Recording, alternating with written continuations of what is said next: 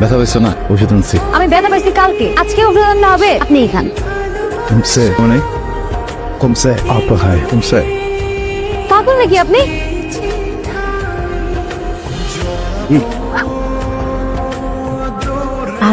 আমি কি পাগল? ভুলে মোর হাত ধরছে, হাত ঠিক হাতে পাতা পেছে যেন তোমার সোনা হারে। আজকে তো আমার স্পর্শ করছো, অনেক ভালোবাসি তোমার। বিয়ে করবা? আমার একটু ধরবেন।